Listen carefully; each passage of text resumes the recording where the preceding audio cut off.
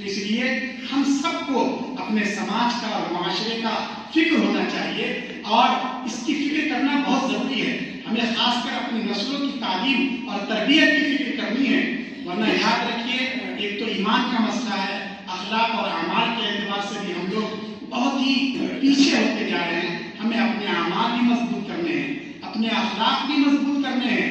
ایک زمانہ تھا لوگ مسلمانوں کے اخلاق اور کریکٹر کو دیکھ کر مسلمان ہو جایا کرتے تھے. حضرت خواجہ معین الدین چشتی اجمیری رحمۃ اللہ علیہ، ان کے بارے میں دی لائف آف محمد میں ایک مسلم یونیورسٹی کا ایک پروفیسر ہے جس نے یہ کتاب لکھی ہے. اس نے یہ کہا ہے کہ خواجہ صاحب کے ہاتھ پر 90 لاکھ آدمیوں نے اسلام قبول کیا. کتنے آدمیوں نے؟ 90,000 نہیں، 90 لاکھ آدمیوں. تو خواجہ صاحب کے پاس کوئی عالمی تھی؟ ان کے پاس ہٹو بچوں کی آواز تھی؟ کوئی فوج تھی؟ کچھ نہیں. وہ تو ایک درویش آدمی تھے، دہلی سے اجمیر اور اجمیر سے دہلی آیا کرتے تھے. لیکن لوگ ان کے اخلاق کو دیکھ کر، ان کے کریکٹر کو دیکھ کر، ان کی زبان سے نکلنے والے محبت کے بول کو سن کر اسلام کا کلمہ پڑھ لیا کرتے تھے. تو ہمارے اخلاق اور اعمال بھی ایسے ہونے چاہیے کہ اس وقت جو نفرت کی فضا ہے یہ فضا ختم ہو، ہمارے اندر دینداری ہو، ہمارے اندر تقویٰ ہو. ہمیں اپنی نسلوں کے بارے میں فکر کرنا ہے، ورنہ صورتحال یہ کہ ہمارے چھوٹے چھوٹے بچے، یہ نوعمر بچے، یہ 12 سال کے، 18 سال کے، 14 سال کے بچے ہمارے ہاتھوں سے پھسل جاتے ہیں. یہاں کے بارے میں نہیں کہہ رہا ہوں، آپ کا ماشاءاللہ علماء سے، بزرگوں سے تعلق ہے، آپ حضرات ایجوکیٹڈ لوگ ہیں، پڑھے لکھے ہیں، اچھے سماج کا حصہ ہیں. ورنہ آپ عام جو مسلم بستیاں وہاں جا کر دیکھیے، 12 سال کا بچہ کیا کر رہا ہے؟ وہ تمباکو کھاتا ہے، گٹکا کھاتا ہے، سگریٹ پیتا ہے. حد تو یہ ہے کہ اس عمر کے بچے نشہ کرنے لگے، شراب پینے لگے.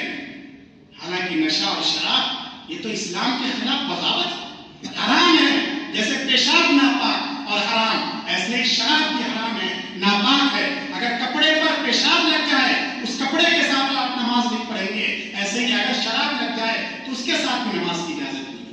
قرآن کریم نے صاف کہا، یا ایھا الذین آمنوا انما الخمر والمیسر والانصاب. ایمان والو یاد رکھو، یہ شراب کو عربی میں خمر کہتے ہیں، اس کو قرآن کریم نے حرام قرار دیا ہے. اور شراب کا مطلب بھی سمجھیے، شراب کا مطلب ہے ہر وہ چیز جو نشہ پیدا کرے.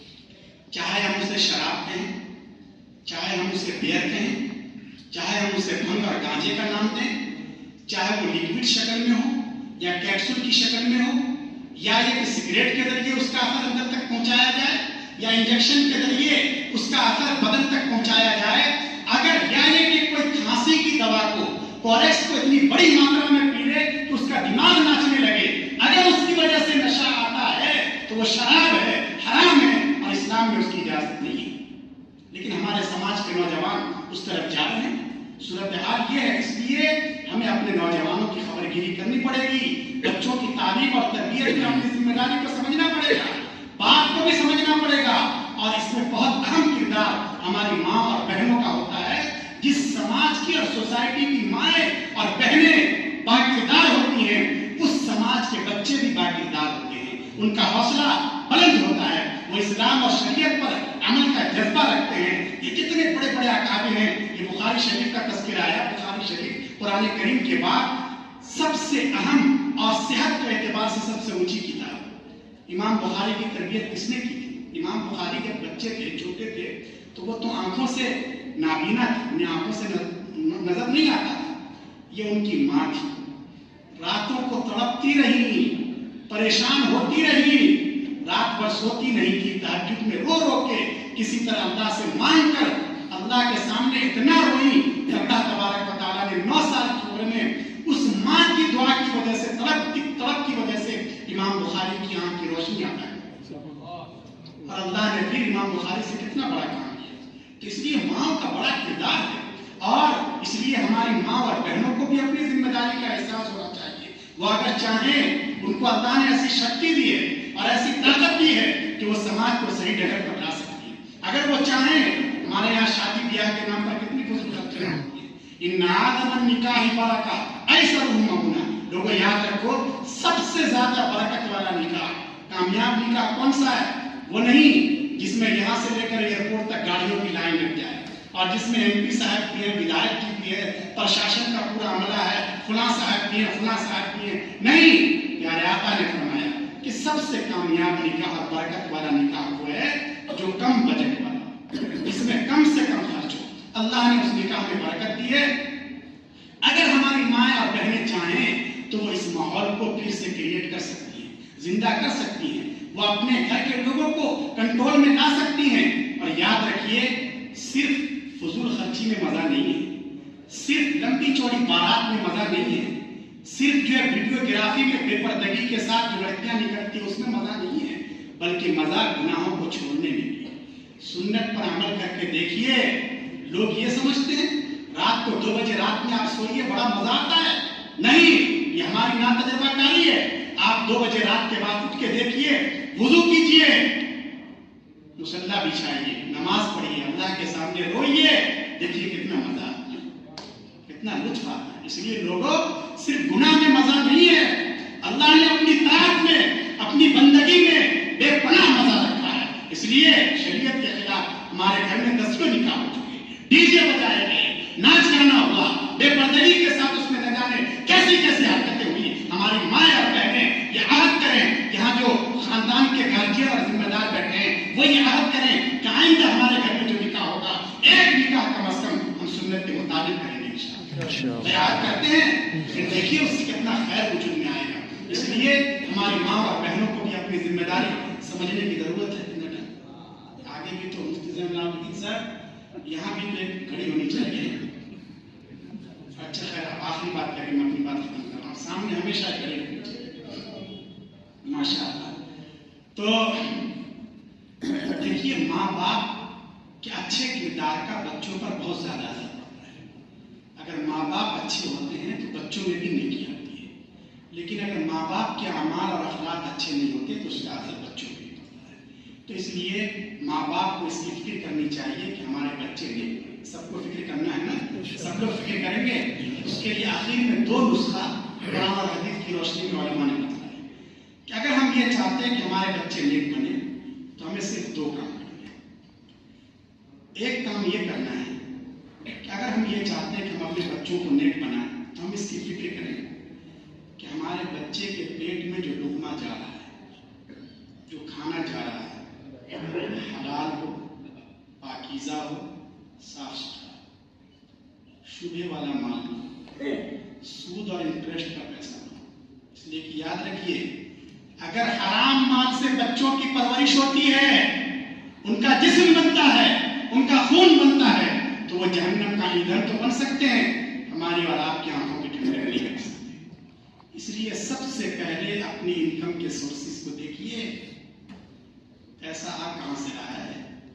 क़यामत के दिन ये पूछा जाएगा ना कि माल कहाँ खर्च किया, ये दूसरे नंबर का सवाल है। उससे पहले इस सवाल का जवाब देना होगा कि ये पैसा तुम्हारे पास आया कहाँ से। इसलिए हमें सूद से, इंटरेस्ट से और इस तरह की इंश्योरेंस की गलत किस्म की पॉलिसियों से अपने आप को बचाना चाहिए। कुरान करीम ने साफ कहा, अहल्लल्लाहुल बैअ व हर्रमर रिबा। लोगों याद रखो, अल्लाह ने कारोबार और बिजनेस की इजाजत दी है और अल्लाह ने सूद को और इंटरेस्ट को बिल्कुल बैन कर दिया है। जो सूद लेता है, जो सूद देता है, जो ब्याज के लेन देन में गवाह और एजेंट की हैसियत से उस फॉर्म पर सिग्नेचर करता है, उन सब पर अल्लाह की लानत होती है। इसलिए हमें इस तरह की चीजों से बचना होगा। वमन यत्तक़िल्लाह यजअल लहू मखरजा। कोई ये ना सोचे कि आजकल के माहौल में बचना नामुमकिन है। अल्लाह फरमाते नहीं, अगर किसी के दिल में अल्लाह का खौफ होगा और वो बचना चाहेगा तो अल्लाह उसके लिए रास्ते निकाल देंगे, पैदा कर देंगे। वयज़ुक़हु मिन हैथु ला यहतसिब। और अल्लाह ऐसी जगह से उसे रोज़ी देगा जहां उसका दिमाग भी नहीं गया होगा। तो इसलिए सबसे पहले हमें इसकी कोशिश करनी है कि हमारे घर में जो भी खाना है, जो भी खाने पीने की चीज है, वो बिल्कुल हलाल हो और पाकीज़ा हो। इसकी फिक्र करेंगे इंशाअल्लाह। और अपने बच्चों को अगर हम नेक बनाना चाहते हैं, उसके लिए दूसरा नुस्खा ये है कि हम खुद नेक बन जाएं। क्या करें? माँ बाप की नेकी का असर बच्चों पे पड़ता है। बाप ये सोचे कि मैं तो रात के अंधेरे में मोबाइल पर फिल्में देखता हूँ, नंगी तस्वीरें देखता हूँ, या वीडियो गेम खेलता हूँ, जुआ और सट्टेबाजी के जो वीडियो गेम आते हैं उस वक्त खेलता हूँ जब बच्चे हमारे सो रहे होते हैं, इसलिए बच्चों पर कोई असर नहीं पड़ेगा। नहीं, ये उसकी भूल है। दिन के उजाले में करे पाप या रात के अंधेरे में करे, उसका असर उसके बच्चों पे पड़ेगा। इसलिए अपने लिए न सही, कम से कम अपने लाडलों के लिए रोगो, झूठ बोलना छोड़ दो, किसी को तकलीफ देना छोड़ दो। इस तरह के गुनाह के कामों को आप अंधेरे में भी, अकेले में भी नहीं देख सकते गलत किस्म के प्रोग्राम। इसका असर आपकी नस्लों पे पड़ेगा, आपकी बच्ची पे पड़ेगा, आपके बच्चे पे पड़ेगा, आपके घर वालों पर पड़ेगा। और जब आदमी नेक होता है तो अल्लाह उसकी औलाद को आबाद रखते हैं। सूरह कहफ में है ना कि अल्लाह ताला ने उस बस्ती के, जिस बस्ती के लोगों ने हजरत खदीर को और हजरत मूसा अलैहिस्सलाम को खाने के लिए भी नहीं पूछा था, लेकिन अल्लाह ताला ने हजरत खदीर को क्या हुक्म दिया कि ये जो दीवार गिर रही है, आप इस दीवार को सीधी कीजिए और आपको इस पर कोई मुआवजा और कोई फीस नहीं मिलेगी। क्यों?